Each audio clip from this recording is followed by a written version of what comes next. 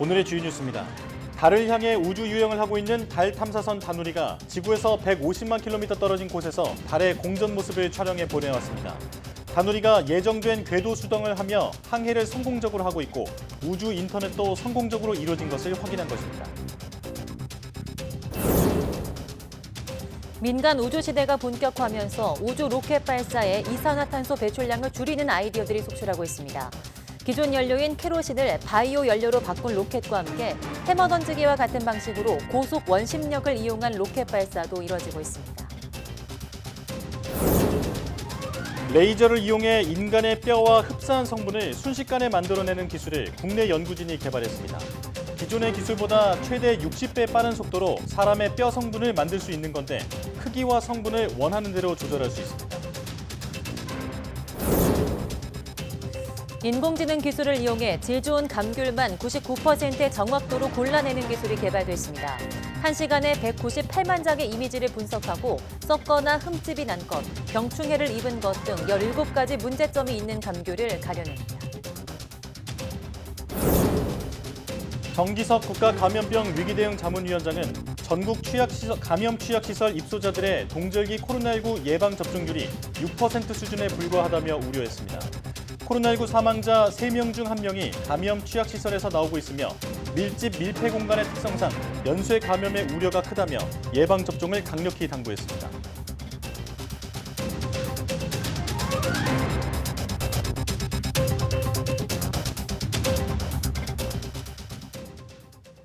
여러분 안녕하십니까? 사이언스 투데이입니다.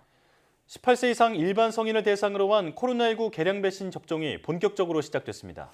오미크론 변이용 이가 백신이 사전 예약이나 당일 접종으로 이루어지며 기존 모더나 개량 백신에 더해 화이자의 BA.1 기반 이가 백신도 새롭게 추가됩니다. 현재 국내 코로나 환자의 88% 정도에서 검출되는 BA.5 맞춤형 개량 백신은 현재 사전 예약이 진행 중이며 다음 주 월요일 개시됩니다. 개량 백신 대신 노바백스 등 유전자 재조합 방식을 선택한 성인들의 추가 접종도 시작됐습니다.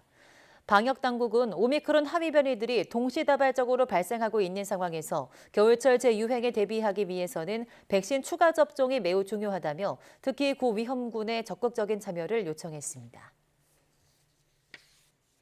전국에 14,000개에 달하는 감염 취약시설의 동절기 코로나19 예방접종률이 6% 수준에 불과해 우려가 크다고 정기석 국가감염병 위기대응 자문위원장이 말했습니다. 정 위원장은 브리핑에서 코로나19 사망자 3명 중에 1명이 요양병원과 요양시설 등 감염 취약시설에서 나오고 있다며 이들을 집중 보호해야 사망자를 1명이라도 줄일 수 있다고 강조했습니다. 정 위원장은 밀집, 밀폐, 밀접도가 높은 집단 수용시설에서는 1명이 걸리면 연쇄적으로 걸릴 수밖에 없는 환경이라서 1명이라도 더 예방접종을 통해 보호해 주는 것이 원칙이라고 설명했습니다. 코로나19 대유행 이후 중단됐던 베이징 마라톤 대회가 3년 만에 다시 열렸습니다. 중국의 제로 코로나 완화 신호 가운데 하나로 풀이되는데 반대로 방역 고삐를 더 조일 거란 발표도 나와서 혼란을 주고 있습니다. 베이징 강정규 특파원이 보도합니다. 출발 신호와 함께 천안문 앞에 운집한 마라토너들이 달리기 시작합니다. 대부분 마스크를 쓰지 않은 채 환호를 외치며 쏟아져 나갑니다. 코로나19 대유행 이후 중단됐다가 3년 만에 열린 베이징 마라톤 대회. 방역 고삐를 푸는 신호로 풀이됩니다. 今年是北京马拉松举办40周年，也是疫情防控常态化下，在北京冬奥会后，北京举办的第一场大型群众性体育赛事。 집권 3기를 연 시진핑 주석은 베이징에 찾아온 각국 정상들과 노마스크 회담을 이어갔습니다. 올라프 숄츠 독일 총리의 방중에 맞춰서는 유럽 에어버스 여객기 140대 24조 원어치 구매 계약을 맺었습니다. 국제 항공노선 증편과 입국격리 단축설에 더욱 무게가 실립니다. 증권가에선 중국 지도부가 제로 코로나 해제를 논의 중이란 소문이 퍼지면서 시진핑 3년임 확정 이후 곤두박질 쳤던 주가가 반등했습니다. 웅크렸던 14억 인구가 기지개를 펼 거란 말에 국제 유가까지 들썩였습니다. 그러나 중국은 주말에 자청한 기자회견에서 방역 정책에 변화는 없다고 선을 그었습니다. 外防输入、内防反弹总策略和动态清零总方针，科学、精准、严格执行疫情防控各项措施。 실제 허난성 아이폰 공장이나 상하이 디즈니랜드 폐쇄처럼 여전히 엄격한 방역 통제가 이루어지고 있습니다. 게다가 중국 내 감염 재확산으로 하루 확진자가 4,000명을 넘어 6개월 만에 최다를 기록했습니다. 제로 코로나를 풀더라도 당대회 못지않은 정치 행사인 내년 3월 양회 이유가 될 거란 전망이 지배적입니다. 베이징에서 YTN 강정규입니다. 코로나19 입국 규제 완화로 해외여행이 늘어나면서 한동안 잠잠했던 모기, 매개 감염병 유입도 함께 증가하고 있습니다. 질병관리청의 감염병 누리집을 보면 올해 들어 댕기열과 치쿤구니아, 지카 바이러스 등 모기가 옮기는 법정 감염병의 해외 유입 환자들이 나란히 늘었습니다. 특히 댕기열의 경우 치료 시기가 늦으면 치사율이 20%까지 오를 수 있어서 위험 지역에서 모기에 물린 후 고열이나 두통, 발진 등 의심 증상이 나타나면 즉시 진료를 받아야 합니다. 겨울철이 다가오면서 고병원성 조류 인플루엔자 AI도 비상이 걸렸습니다. 네, 이미 일부 지역에서는 발생하기도 했는데요. 전남 지역에서는 AI를 막기 위해 농민에게 철저한 차단 방역 협조를 구하고 선제 예산 집행에 나섰습니다. 김범한 기자입니다. 오리 2만여 마리를 기르는 농장입니다. CCTV가 움직임을 감지하자 자동으로 소독물이 뿜어져 나옵니다. 고병원성 조류 인플루엔자 AI가 예년보다 20일 정도 일찍 발생하자 농민은 걱정이 이만저만이 아닙니다. 야생에서 나온 지 4, 5일 만에 농가에 전염이 되는 것 보면 AI가 지금 균이 너무 강하다는 거예요. 임 씨는 외부인의 출입을 철저하게 통제하고 축사 소독 횟수를 하루에 10번으로 늘렸습니다. 그래도 걱정되는 것은 공기를 통한 전파입니다. 특히 올해는 예년과 달리 청정 지역이다시피 했던 북유럽과 따뜻한 미국의 플로리다에서까지 AI가 발생해 비상이 걸렸습니다. 전남 지역에서 600여 농가가 사육하는 오리와 닭은 모두 2,700만 마리인데 오리는 전국의 절반을 차지합니다. 우리 지역에서도 사전에 철저하게 방역을 통해서 조류 인플루엔자를 올해는 한 건도 발생하지 않도록 잘 막아내야 된다고 생각합니다. 일하시는 분들도 그런 면에서는 철저한 소독을 통해서 조류 인플루엔자가 감염이 안 되도록 모든 방역 수칙을 잘 지키도록 저희들 함께 노력을 하겠습니다. 철저한 차단 방역으로 구제역과 아프리카 돼지열병의 청정 지역을 유지하고 있는 전남. 전라남도는 도지사가 모든 가금류 사육 농민에게 차단 방역 수칙을 꼭 지켜달라는 서한문을 보내는 등 AI를 막기 위해 온 힘을 다하고 있습니다. YTN 김범환입니다.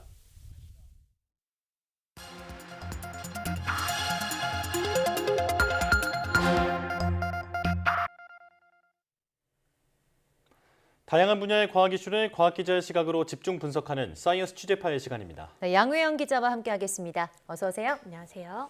네, 오늘은 어떤 소식을 알아볼까요? 네, 민간 주도의 뉴 스페이스 시대가 열렸다 이렇게 보고 있죠. 예. 그래서 1년에 한 100번이 넘는 로켓 발사가 지금 이루어지고 있고 앞으로도 더 늘어날 예정인데요. 네. 그런데 이 뉴 스페이스 시대에 놓치지 말아야 할 문제가 하나 있다고 합니다. 네. 바로 로켓을 한 번 쏠 때 엄청난 양의 온실가스가 배출되고 있다는 사실인데요. 그나마 다행인 건 이 우주개발 기업들도 이 문제에 대해서 고민을 하고 있다는 겁니다.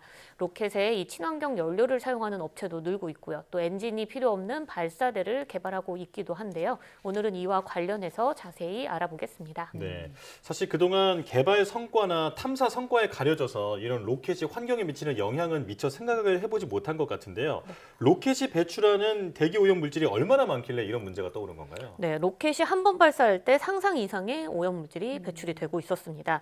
우리가 이 지구 중력을 거슬러서 우주로 올라가야 되기 때문에 사실 엄청난 양의 연료를 태워야 합니다. 네. 그러니까 그만큼 오염물질을 많이 배출하는 것도 어떻게 보면 당연한 일이겠죠. 현재 대부분의 로켓은 케로신, 그러니까 등유를 연료로 사용을 하고 있는데요. 연료를 태우는 과정에서는 이산화탄소는 물론이고 질소산화물과 먼지 등 오염물질이 굉장히 많이 배출이 되고 있습니다. 네. 2021년 영국 유니버시티 칼리지 런던대 연구진은요, 이 우주비행사 4명을 태운 로켓을 한번 발사할 때 이산화탄소가 한 200~300톤 발생한다 이렇게 밝힌 바가 있고요. 예. 또 지난 5월 키프로스 이 니코시아대 연구진은요, 이 스페이스X의 재사용 로켓이죠, 팔컨 9이 한 번 발사할 때 얼마나 이산화탄소를 배출하는지 조사를 해봤더니 336톤을 배출하고 있다라는 결과를 이 국제학술지 유체물리학에 발표를 했습니다. 네. 이산화탄소 336톤이 도대체 얼만큼인지 감이 안 올 텐데 이걸 자동차로 생각을 해보면 한 대의 자동차가 지구를 70바퀴 돌 때 배출되는 이산화탄소 양과 같은 수준이라고 합니다. 연구진은 또 이 팔컨 9 로켓이 발사 후 고도가 올라갈 때마다 이산화탄소 배출이 어떻게 달라지는지도 조사를 한번 해봤는데요.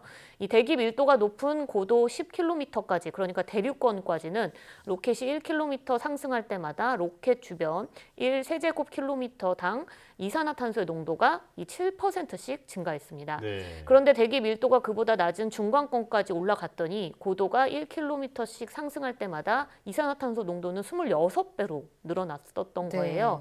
그러니까 고도가 높아질수록 지구를 탈출하기 위한 로켓 속도가 더 빨라지고 이 과정에서는 이산화탄소 양이 더 늘어난다 이렇게 해석할 수 있습니다. 네. 이와 함께 질소산화물 배출 역시 문제로 꼽히고 있습니다. 이 팔컨 9은 발사 후 1분여 동안 질소산화물 1톤을 쏟아냈는데 이는 자동차 1,400대가 1년 동안 배출하는 양과 같다고 합니다. 예. 네, 이 로켓 배기가스인 질소산화물은요, 1200도에 이르는 엔진 불꽃이 가열돼서 대기 중으로 나오게 되는데 이렇게 뜨거워진 질소산화물은 구름과 섞이면 산성비를 내리게 하고요. 지상에서는 미세먼지와 결합을 해서 오존을 만들어내기 때문에 오존층 파괴를 일으키기도 합니다. 네, 예. 비유해 주신 예시를 좀 들어보니까 정말 상상했던 것보다 훨씬 많은 대기오염 물질을 배출하는 것 같은데요. 사실 로켓 발사가 횟수가 굉장히 적잖아요. 네. 뭐 자동차나 비행기보다는 뭐 비교할 수 없을 정도로 적은데 그럼에도 이 대기에 미치는 영향이 클까요? 네, 말씀하신 대로 전문가들도 현재의 이 전 세계 로켓 발사 횟수 자체만 봐서는 대기에 미치는 영향을 평가하는 것 자체가 네. 아직은 좀 이르다 이렇게 보고 있습니다. 네. 최근 로켓 발사가 많이 늘기는 했지만 연간 뭐 100회 안팎의 이 발사가 이루어지고 있는데 사실 전 세계 항공기 운항 횟수는 이 코로나 이전으로 비교해 봤을 때 하루 평균 뭐 10만 회가 넘을 때도 있거든요. 네. 그거에 비하면 당연히 로켓 발사 횟수는 줄죠. 하지만 문제는 앞으로입니다. 이 로켓이 배출하는 이산화탄소 배출량이 매년 5.6%씩 늘고 있다고 하고요. 게다가 우주 관광 등 민간 우주 시장이 지금 열리면서 연간 17% 이상 이 관련 시장이 성장할 것으로 예상을 하고 있거든요. 그렇다면 앞으로 로켓 발사로 인한 대기 오염 문제는 더 심각해질 수 있는 게 이 지금의 현 상황입니다. 네. 이 파리 경제대학의 2022 세계 불평등 보고서를 보면요, 이 우주 여행을 한 번 하면 약 10억 명이 평생 배출하는 양과 맞먹는 탄소를 배출하게 된다 이렇게 밝히고 있고요. 예. 또 미국 해양대기청이 지난 6월 국제학술지에 발표한 연구 결과를 또 살펴보면 2040년 우주 로켓 발사 횟수가 지금보다 한 10배 정도 늘어난다 이렇게 예측을 해보면 연간 대기에 축적되는 대기 오염물질은 현재는 한 1000톤 수준인데 이게 10,000톤으로 늘어날 것으로 예측이 됐습니다. 네. 이렇게 10,000톤으로 늘어나면 성층권의 온도가 최고 1.5도 오를 수 있고요. 최대 1.5도 정도 오를 수 있고요. 또 제트 기류의 속도가 최대 초당 5m까지 줄어들 수 있을 것으로 예측이 됐는데요. 이 대부분의 로켓 발사가 이 각각 연료를 적게 쓰기 위해서 열대 지역에서 일어나거든요. 그만큼 이 지역의 기상 시스템에 영향을 미치게 되면 열대성 폭풍의 경로가 바뀔 수 있다고도 경고했습니다. 네. 그러니까 미래를 생각한다면 로켓 발사로 인한 대기오염 물질 그 배출에 대한 대비가 필요하다라는 건데요. 그렇다면 해결책은 없을까요? 네, 해결책도 물론 있습니다. 우리가 기름 대신에 전기 충전을 하는 전기차가 예. 나온 것처럼 이 로켓도 연료를 바꿔서 대기오염 물질 배출을 적게 만드는 것으로 바꾸면 되는 건데요.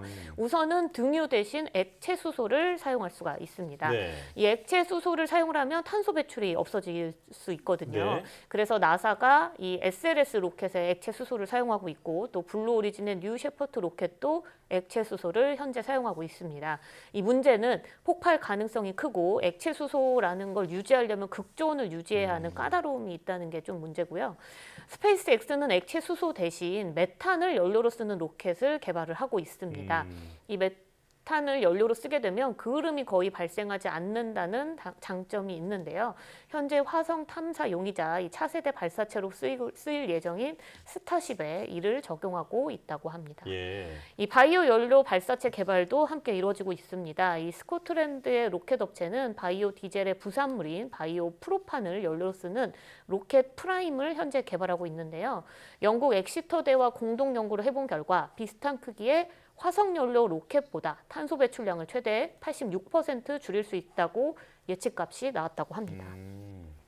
네, 다음은 미국 우주 분야 스타트업인데요. 이 농업 폐기물로 만든 바이오 연료를 사용한 친환경 로켓 스타더스트를 개발했습니다. 이 기업은 지난해 시험 발사에 성공을 해서 친환경 연료를 사용한 세계 첫 상용 발사 성공이라는 타이틀도 가지고 있는 네. 기업입니다. 이 지금 보시는 게 스타더스트 로켓인데 바이오 연료를 사용해서 뭐 친환경적인 거는 당연하고 로켓 자체가 굉장히 작고 가볍기 때문에 발사 비용 또한 저렴하다는 특징을 가졌다는데요. 이 기업은 뭐 한두 개의 소형 위성을 지구 저궤도에 올리는 우주 우버 이런 모습을 목표로 현재 지구 저궤도까지 올라갈 수 있는 개량 발사체를 개발하고 있다고 합니다. 네. 네, 그런데 이런 친환경 연료 사용 이외에 다른 로켓 발사 방법도 있다고요? 네, 그렇습니다. 이 지상에서 발사를 할 때 연료를 아예 태우지 않고 로켓을 발사하는 기술도 개발을 하고 있습니다. 마치 해머 던지기처럼 원심력을 이용을 해서 최대 시속 8,000km까지 로켓을 던지는 방식인데요. 이 진공 상태인 대형 가속기에 발사체를 넣고 빠르게 회전을 시켜서 로켓을 상공으로 던지는 기술입니다. 지난해 11월 첫 발사 시험을 성공한 이후 올해 9월 27일 10번째 발사 시험까지 모두 성공했다고 하는데요. 이 방식을 사용하면 지구 중력을 이기는 데 필요한 1단 로켓과 엔진, 그때 사용하는 연료 이런 게 필요가 없기 때문에 전체 연료 사용량은 이 4분의 1로 발사 비용은 10분의 1로 줄어든다고 합니다. 다만 이 가속기를 회전시킬 때 발생하는 중력 가속도가 1만 G에 달합니다. 네. 이게 어느 정도냐면 우리가 비행기나 롤러코스터를 탈 때 느끼는 중력 가속도, 좀 압력, 그게 네. 이제 한 1.2에서 1.7G 정도 되고요. 전투기 조종사들이 훈련을 할 때는 9G에서 30초간 버티는 훈련을 합니다.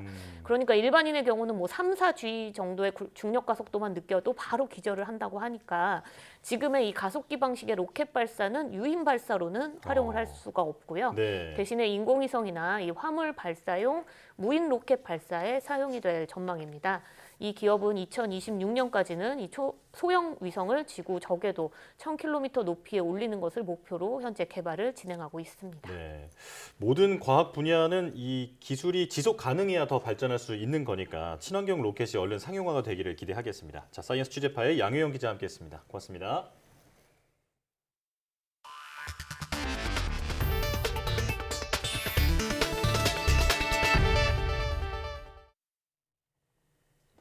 먼 궤도를 돌아 달을 향해 날아가고 있는 다누리가 지구에서 150만 킬로미터 떨어진 우주 공간에서 지구를 돌고 있는 달을 촬영해 보내왔습니다. 네, 이제까지 모든 성능 검증 시험을 잘 수행해낸 다누리는 올해 말 달 임무 궤도에 진입해 내년부터 과학 임무를 수행할 예정입니다. 최소라 기자입니다. 둥근 달이 지구 앞을 지나갑니다. 지난 9월 24일 11시 40분부터 3시간 동안 10분에서 20분 간격으로 촬영된 사진 15장을 이어붙인 겁니다. 다누리는 지난 9월과 10월에 걸쳐 지구에서 146만 킬로미터에서 154.8만 킬로미터 떨어진 곳에서 이 같은 달과 지구의 모습을 촬영해 보내왔습니다. 앞서 지난 8월 25일과 10월 28일은 방탄소년단의 다이너마이트 뮤직비디오와 애트리 연구원 전경사진 등을 지구로 보내오기도 했습니다. 다누리에 실린 우주 인터넷 탑재체가 극한의 우주 환경에서도 정상 작동했다는 겁니다. 또 다른 탑재체인 감마선 분광기는 지난달 9일 블랙홀 탄생으로 발생한 감마선 폭발을 관측하는 성과를 거두기도 했습니다. 3차 궤적 수정을 했는데요. 그 계획했던 대로 다 수행이 됐고 저희가 위성 상태를 확인해 본 결과 위성 상태는 다 양호한 걸로 저희가 판별됐어요. 예. 다누리는 최대 원거리 궤도를 돌아 현재는 지구로부터 약 105만 킬로미터 떨어진 곳에서 초속 540m 속도로 이동 중입니다. 오는 12월 17일까지 약 600만 킬로미터를 항행해 달 궤도에 도착한 뒤 12월 말 달 임무 궤도에 진입할 계획입니다. 내년 1월부터는 1년간 달 상공 100km를 돌면서 미국 아르테미스 발사체의 달 착륙 후보지를 찾고 달 자기장을 관측하는 등 과학 임무를 수행할 예정입니다. YTN 사이언스 최소라입니다. 달이 지구 그림자에 완전히 가려지며 붉게 변하는 개기월식 현상이 8일 밤에 나타납니다. 특히 천왕성이 월식이 일어난 보름달의 뒤로 숨었다 나타나는 엄폐 현상도 동시에 볼 수 있을 것으로 보입니다. 정혜윤 기자가 보도합니다.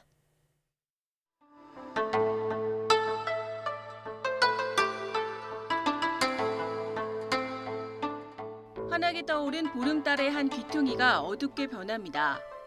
어두운 빛이 점점 더 범위를 넓히더니 달 전체를 뒤덮자 보름달이 붉게 변합니다. 개기월식입니다. 개기월식은 태양과 지구, 달이 일직선으로 위치할 때 나타납니다. 지구 그림자가 달을 가리게 되는데 일부분이 가려지면 부분월식, 전체가 가려지면 개기월식으로 부릅니다. 화요일 저녁에 예정된 월식은 서울을 기준으로 오후 6시 8분부터 시작됩니다. 달의 왼쪽부터 어두워지며 부분식이 시작되고 이어 저녁 7시 16분부터 8시 41분까지 약 1시간 25분가량은 달이 지구 그림자에 의해 완전히 가려집니다. 이어 달이 서서히 그림자에서 벗어나며 밤 9시 49분부터는 본래의 모습을 되찾게 됩니다. 특히 이번 개기월식에는 천왕성이 달 뒤로 숨었다 나타나는 천왕성 엄폐 현상이 동시에 나타납니다. 천왕성은 밤 8시 23분, 붉게 변한 달 왼쪽으로 들어가 1시간 3분쯤 지난 뒤 달의 오른쪽 부분에서 모습을 드러냅니다. 개기월식과 천왕성 엄폐가 동시에 나타나는 건 수백 년에 한 번 나타날 정도로 희귀한 현상입니다. 달 뒤로 숨었다 나타나는 천왕성을 직접 맨눈으로 관측하기는 어렵지만 쌍안경이나 망원경을 이용하면 개기월식과 천왕성 엄폐가 동시에 일어나는 희귀한 우주쇼를 볼 수 있습니다. 지난해에 이어 2년 연속 나타난 개기월식. 다음 개기월식은 3년 뒤인 2025년 9월 8일에 볼 수 있지만 개기월식이 아닌 일반적인 보름달 뒤로 천왕성이 숨었다 나타나는 현상은 2068년에나 볼 수 있을 전망입니다. YTN 정혜윤입니다. 인간의 뼈와 흡사한 성분을 지닌 분말을 레이저로 순식간에 만들어내는 기술이 개발됐습니다. 크기와 성분을 마음대로 조절할 수도 있어서 인공뼈의 새로운 시대를 열었다는 평가를 받고 있습니다. 김진도 기자가 보도합니다. 붉은색의 액체에 칼슘과 인산을 각각 넣어줍니다. 사람 뼈의 기본 성분입니다. 이어 붉은빛 레이저를 쏴주자 그 표면에 미세한 분말이 만들어집니다. 작은 수조에 레이저를 쏘면 금속판 주위로 순식간에 미세한 분말들이 만들어지는 모습을 볼 수 있습니다. 사람 뼈를 대신할 수 있는 인공뼈 분말입니다. 기존의 인공뼈 분말을 만들려면 칼슘과 인산이 포함된 액체를 100도 이하로 끓여줘야 합니다. 이 과정에 20에서 100시간 정도가 걸리고 분말 크기도 200나노미터 한 종류에 그쳤습니다. 하지만 레이저를 이용하면 10여 분밖에 걸리지 않고 분말 크기도 마음대로 조절할 수 있습니다. 오랜 시간 끓여서 만들었는데 그럼에도 불구하고 크기 조절이 어려웠다는 것이 기존 방법의 단점이었습니다. 이 레이저를 이용해서 인공뼈 분말을 합성을 하게 되면 10분 이내의 짧은 시간 안에도 굉장히 다양한 크기의 인공뼈 분말을 만들 수가 있습니다.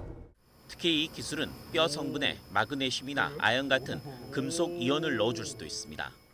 이렇게 금속 이온이 들어간 인공뼈 분말은 마치 어린아이 뼈처럼 재생과 세포 부착 능력이 우수했습니다. 앞으로는 그런 우리 몸하고 동일한 성분에 더해서 추가적인 기능을 가진 물질을 필요로 하고 있습니다. 피트로카이트는 그런 마그네슘 같은 성분이 들어가면서 추가적인 기능을 가지는 2세대 인공뼈 물질이라고 할 수가 있습니다. 새로운 인공뼈 분말은 임플란트나 정형외과 분야에서 뼈가 없거나 부서져 떨어져 나간 경우에 사용할 수 있습니다. 또 피부 아래 필러로 넣어주면 콜라겐을 형성해 미용 목적으로 활용할 수도 있습니다. 기존에 사용되던 인공뼈를 대체할 것으로 기대되는 이번 연구 결과는 나노 소재 분야 국제 저널인 ACS 나노에 실렸습니다. YTN 김인두입니다. 인공지능 AI 기술을 이용한 감귤 선별 시스템이 제주에서 선보였습니다. 질 좋은 감귤만 쏙쏙 골라냈는데 정확도가 99%에 이른다고 합니다. 고재영 기자가 보도합니다. 대형 감귤 유통센터에서 오래산 감귤 선별 작업이 한창입니다. 이곳은 인공지능 AI 기술이 접목된 감귤 선별 시스템을 사용합니다. 시간당 198만 장의 이미지를 분석하고 썩거나 흠집, 병해충을 입은 것 등 17개 문제점이 있는 감귤만 쏙 골라냅니다. 인공지능 특성상 학습을 거치면서 더 똑똑해져 감귤 분류 작업에서 사람보다 뛰어난 정확도 99%를 자랑합니다. 사람이 선별 작업을 한다면은 사실 정확도가 한 80%에서 90% 이하 정도로 됩니다. 이제 저희 AI 경우에는 이 컴퓨전 매트릭스 기준으로 했을 때 약 99%의 정확도가 나옵니다.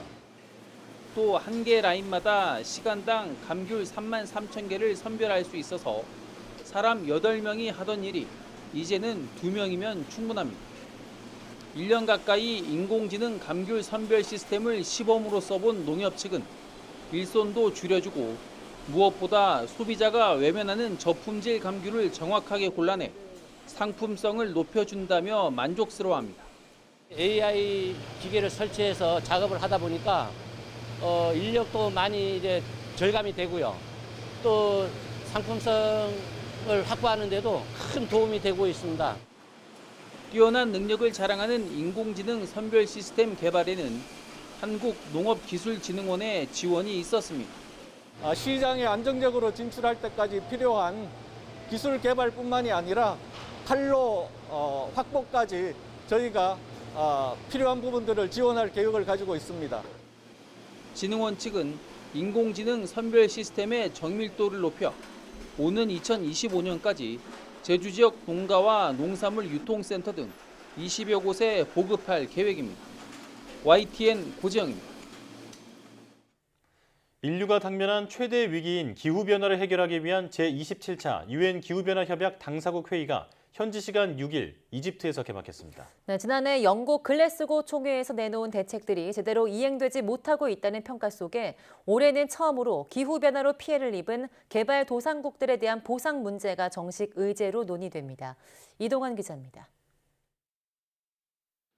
제27차 유엔 기후변화협약 당사국 회의가 현지 시간 6일 이집트 시나이 반도에 있는 샤롬엘 셰이크에서 개막했습니다. 약 200개국의 대표단과 함께 조 바이든 미국 대통령, 리시 스넥 영국 총리를 비롯한 80여 개국 정상과 국가수반급 인사가 참석해 인류가 직면한 기후위기의 해법을 찾는 데 머리를 맞댑니다. 특히 올해는 전 세계에서 기록적인 가뭄과 폭염, 홍수 등 기상이변이 이어져 어느 때보다 절박한 분위기입니다. The cascading risks are also clear. So this conference must be about concrete action. 지난해 글래스고 총회에서 석탄 발전의 단계적 감축을 약속했지만 세계 석탄 발전량은 지난 1년 오히려 1% 늘어난 것으로 나타났습니다. 우크라이나 전쟁으로 러시아가 천연가스 공급을 중단한 유럽과 기록적인 가뭄으로 수력 발전에 차질을 빚은 중국에서 각각 석탄 소비를 늘렸기 때문입니다.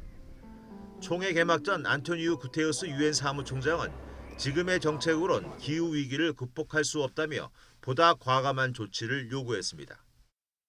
COP27 must lay the foundations for much faster, bolder climate action now and in these crucial decades when the global climate fight will be won or lost. 이번 총회에서는 또 인위적인 기후 변화로 피해를 본 개발도상국에 선진국이 보상하는 문제가 처음으로 정식 안건으로 채택돼 논의됩니다. 협상보다는 약속 이행이 강조되고 있는 이번 총회는 오는 18일까지 이어집니다. YTN 이동원입니다. 삼성전자가 세계 최고 용량의 1테라비트 8세대 V낸드 양산에 들어갔습니다. 1테라비트 8세대 V낸드는 업계 최고 수준의 비트 밀도의 고용량 제품으로 웨이퍼당 비트 집적도가 이전 세대보다 대폭 향상된 겁니다. 삼성전자는 특히 데이터 입출력 속도가 7세대 V낸드 대비 1.2배 향상됐다고 설명했습니다. 이어 8세대 V낸드를 통해서 시장의 수요를 만족시키고 더욱 차별화된 제품과 솔루션을 제공해 나갈 것이라고 약속했습니다. 경기 침체는 여전한데 전기와 가스 등 공공요금 상승폭이 역대 최고치를 기록하면서 서민들이 체감하는 고통은 커지고 있습니다. 네, 시민들이 피부로 느끼는 물가 상승률이 부담스럽다며 정부의 적극적인 물가 안정 대책을 주문했습니다. 이승윤 기자입니다. 정육점을 운영하는 김덕영 씨. 대형 냉장고를 하루 24시간 사용하는 만큼 전기 사용량이 적지 않습니다. 늘 절전을 위해 애쓰고 있지만 최근 고지서를 받아들고는 깜짝 놀랐습니다. 경기 침체는 여전해 매출은 늘지 않았는데 내야 할 비용인 공공요금은 껑충 뛴 겁니다. 작년 대비 좀 줄여서 쓴다고 해서 키로수는 확실히 줄었는데 금액이 똑같은 걸 보고 아, 이번에 전기값이 진짜 많이 오르긴 올랐구나. 제가 느끼기에는 한 15%, 20%그 정도 이상으로 전기값이 많이 오른 것 같더라고요. 실제로 지난달 도시가스가 36.2%, 전기요금은 18.6%, 지역 난방비는 34% 올라 1년 전보다 두 자릿수 상승률을 나타냈습니다. 전기, 가스, 수도요금이 23.1% 오른 건 통계 작성이 시작된 지난 2010년 1월 이후 가장 높은 수준입니다. 에너지 사용이 늘어나는 겨울이 다가오고 있는 만큼 걱정은 더 커질 수밖에 없습니다. 전기세 같은 경우 많이 올랐잖아요. 전기요금 오른 것 같은 경우는 소비자 입장에서 어떠세요? 그 좀 많이 체감하면서 부담이 될 거다? 이 때문에 소상공인들은 정부에 좀 더 적극적인 맞춤형 물가 안정책을 요청하고 있습니다. 전기료 같은 경우는 PC방 같은 경우는 임대료보다 더 나옵니다. 또 전기료 그런 부분에 대해서는 소상공인들의 할인 혜택을 좀 줘야 되지 않나. 특히 세계적 상황이 단기간에 해결되기는 어려워 장기적인 대책도 절실한 상황입니다. 아직 우크라이나 전쟁으로 인한 악재가 끝나지 않은 데다 내년에 전기요금이 추가로 오를 예정인 만큼 서민들이 체감할 물가 인상 부담은 적지 않을 전망입니다. YTN 이승윤입니다. 지금 전국에 폐지 수거 대란 움직임이 일고 있습니다. 네, 지난해 이맘때쯤엔 택배 상자를 만들지 못할 정도로 종이 상자가 귀했는데요. 올해는 경기 침체로 정반대 상황이 벌어지고 있습니다. 최명신 기자입니다. 경기도 양주의 한 폐지 압축 공장입니다. 가지런하게 압축된 폐지 묶음이 공장 안 구석구석까지 빼곡히 차 있습니다. 지난해는 압축 공정을 끝내자마자 제지사로 곧바로 납품했지만 올해 들어선 사겠다는 곳이 없어 어쩔 수 없이 쌓아놓고 있습니다. 압축된 이 폐지 묶음 하나의 무게는 1톤에 달합니다. 이곳에만 1000톤가량의 폐지 묶음이 쌓여 있습니다. 올해 초까지만 해도 킬로그램당 140원 정도 하던 골판지 가격은 킬로그램당 80원 정도까지 곤두박질 쳤습니다. 형편이 더 어려운 단골 고물상을 고려해 납품받는 물건을 막지는 않았지만 상황이 거의 턱 밑까지 차올랐다고 호소합니다. 근데 더 쌀 데가 없으면은 이건 압축도 안 되고 바라는 이제 거래처 관리는 해야 되고 그렇기 때문에 최고 그게 관건이라고 보는데 최대한으로 노력은 하고는 있는데 방법이 없네 지금. 세계적인 경기 침체로 종이 수요가 줄어 생산량도 줄면서 제지사에 쌓인 폐지 재고는 평년보다 2배 많은 15만 톤 정도까지 늘었습니다.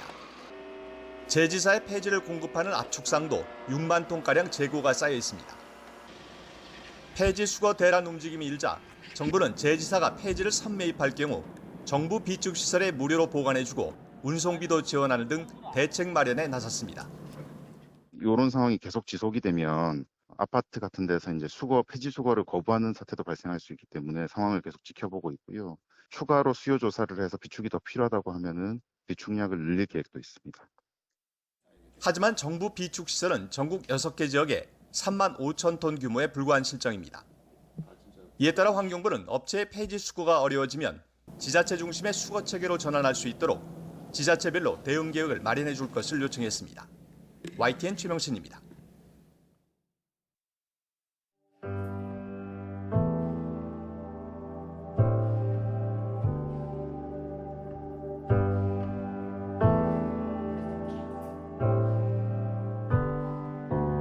I feel you now from here. Our time is not done yet. You've given me my fullest heart. We'll never be apart.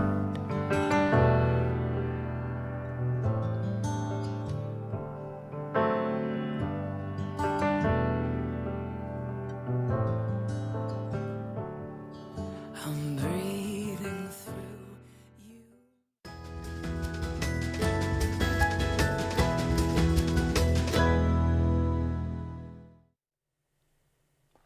우리 몸에서 눈의 소중함은 아무리 강조해도 지나치지 않습니다. 그런데 이 눈은 한 번 나빠지면 다시 회복하기가 매우 어렵다고 하는데요. 네, 오늘 내문 보고서에서는 매년 증가하는 실명 질환에 대해 알아보고 눈 건강을 위해서 어떻게 해야 하는지 이야기 나눠보겠습니다. 한림대학교 강동성심병원 안과 박성표 교수와 함께합니다. 어서 오세요.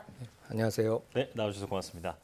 자, 최근 국내에서 시력을 잃을 수도 있는 3대 실명 질환이 크게 늘고 있다고 하는데요. 이 3대 실명 질환에는 어떤 것들이 있나요? 네, 국내 3대 실명 질환을 가장 흔한 순서대로 설명을 하면요. 당뇨 망막병증, 황반변성, 녹내장입니다.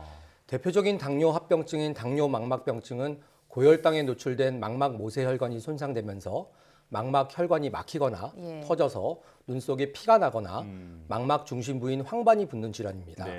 15년 이상 당뇨병을 앓고 있는 환자들의 90% 이상에서 나타나는 것으로 알려져 있고요. 당뇨가 정상 수준으로 조절되더라도 발생할 수 있습니다. 두 번째로 황반변성은 유전적, 환경적 요인, 특히 나이가 들면서 망막 혈액순환 장애 등으로 중심 시력을 담당하는 황반에 문제가 생기는 질환입니다.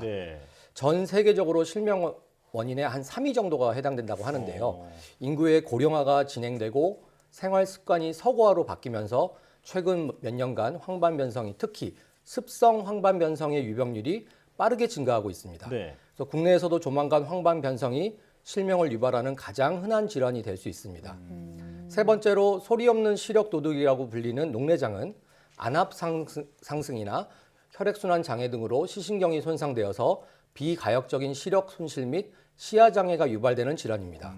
고혈압이나 심혈관 질환 등 기저질환을 앓고 있는 사람들에게 있어서 발병률이 높은 것으로 되어져 있습니다. 네, 그렇다면 이렇게 최근에 황반변성 같은 실명 질환이 늘고 있는 원인이 또 있을까요? 네, 이들 질환은 대부분 나이가 들어가는 노화와 관련이 굉장히 깊습니다. 우리나라에서 잘 아시다시피 인구 고령화가 빠르게 진행되고 유병률이 증가하고 있습니다. 노화 이외에도 당뇨병이나 고혈압 같은 기저질환 또는 서구화된 식생활 습관, 유전적 요인이 추가로 영향을 미치는 것으로 알려져 있지만 원인이 명확히 밝혀져 있지는 않습니다. 하지만 각 질환별로 간단히 보면요. 당뇨 망막병증은 당뇨로 인한 망막의 미세혈관 손상, 녹내장은 안압 상승이나 혈액순환 장애로 인해서 시신경이 혼상되는 게 중요한 원인이고요. 마지막 황반변성의 경우는 유전적, 환경적 요인, 특히 노화로 인해서 중심 시력의 중요한 황반 부위가 손상되는 것이 중요한 원인이라고 하겠습니다. 그렇군요.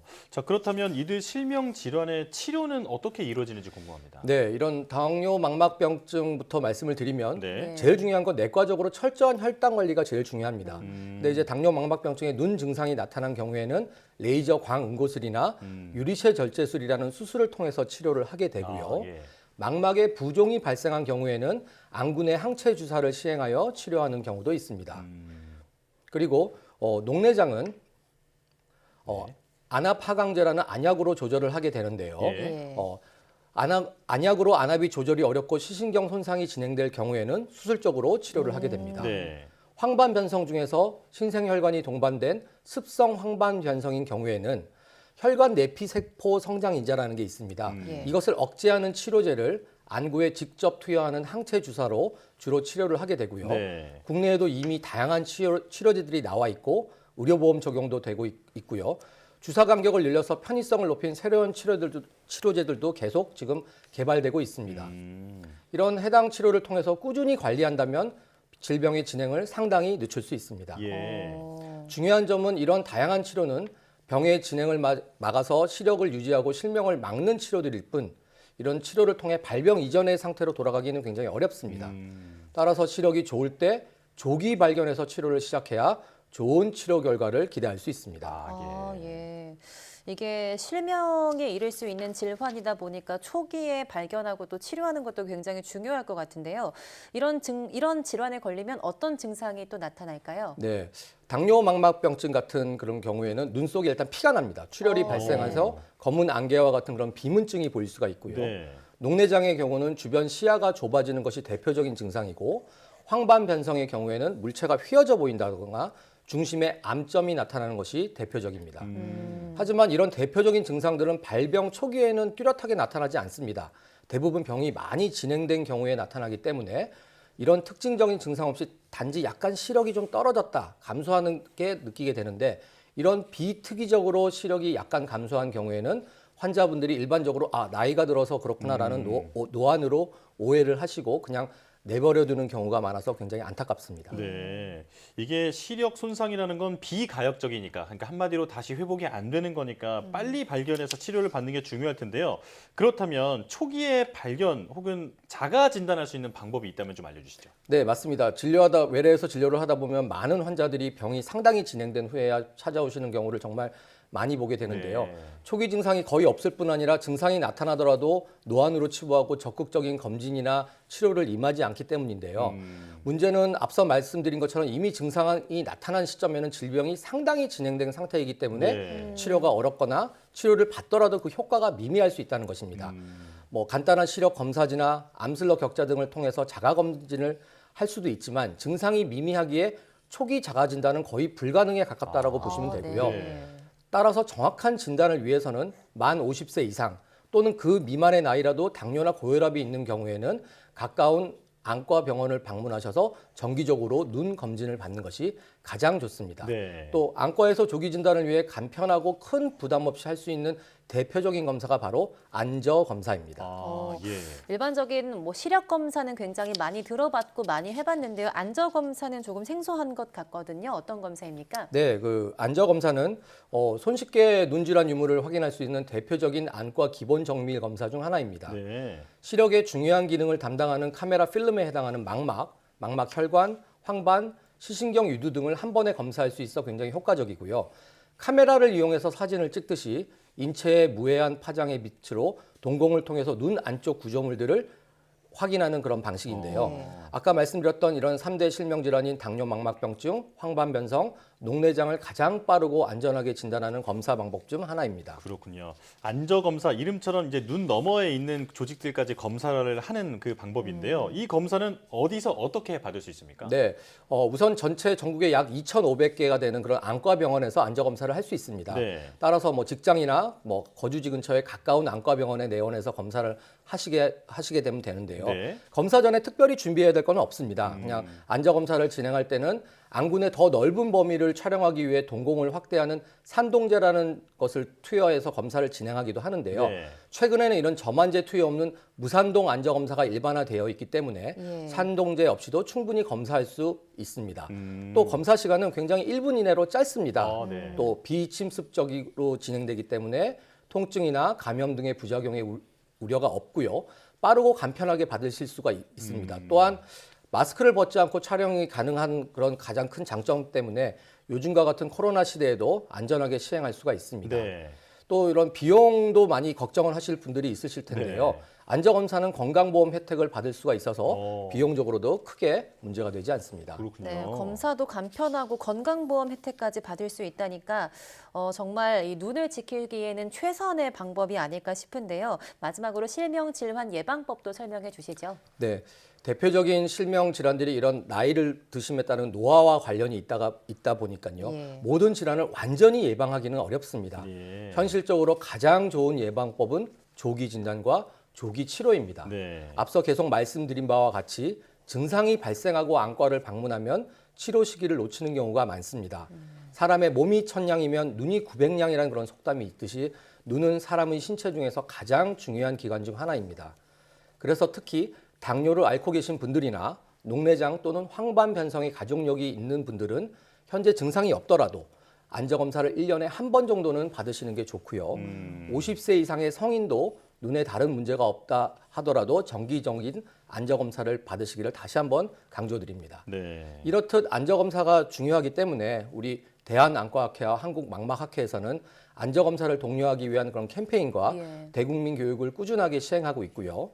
또 국민건강보험에서 시행하는 국가건강검진, 즉 생애주기별 검사에 이 안저검사를 포함시키기 위해서 노력을 하고 있습니다. 또한 이와 더불어서 해당 질환들로 진단받으신 후에는 적극적으로 치료를 받기를 권장드립니다.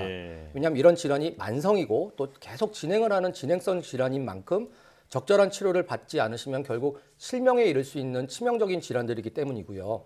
특히 치료를 받으실 때는 꼭 유념하셔야 될 부분은 중간에 임의로 치료를 중단하지 마시고 꾸준히 받아야 된다는 것이 굉장히 중요하겠습니다. 그렇군요. 자, 눈 질환을 초기에 잡는 게 무엇보다 중요한데 자가 진단이 매우 어렵다라고 말씀을 해주셨는데요. 그만큼 주기적인 검사가 반드시 이루어져야겠습니다. 자, 내몸 보고서 한림대학교 강동성심병원 안과 박성표 교수와 함께했습니다. 고맙습니다. 고맙습니다. 감사합니다.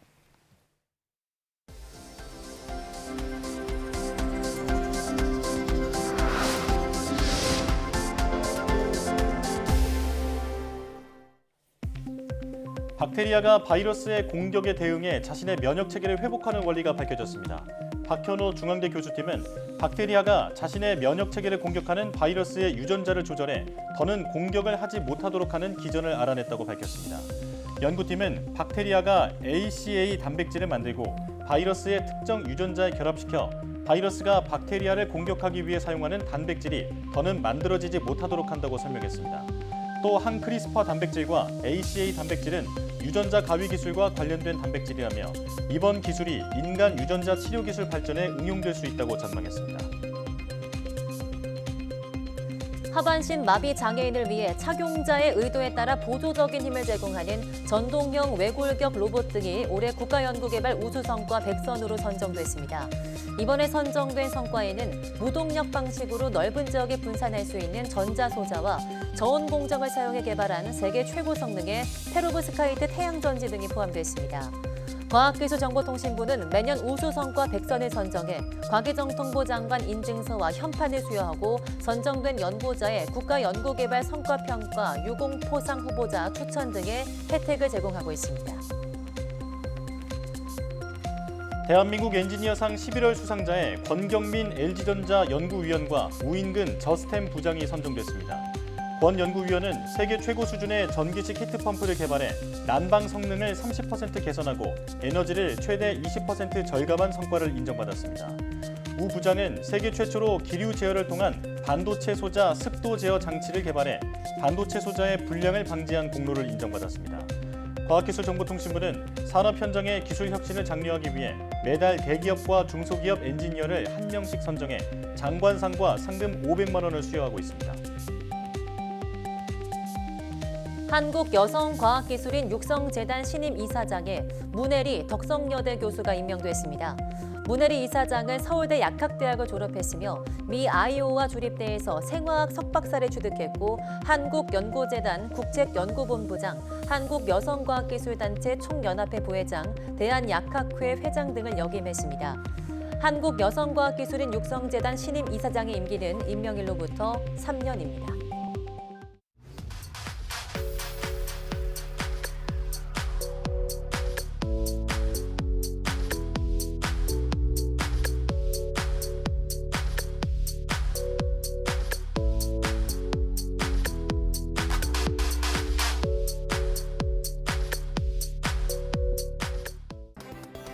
앞서 전해드린 대로 화요일 저녁 개기월식 현상이 나타납니다.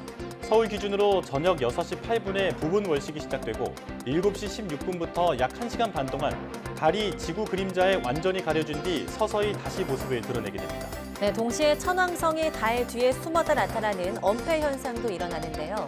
망원경이나 쌍안경을 이용하면 이 진귀한 우주쇼를 직접 관측할 수 있다고 합니다. 잠시 밤하늘을 올려다보며 여유를 가져보는 건 어떨까요? 사이언스 투데이 마칩니다. 여러분 고맙습니다.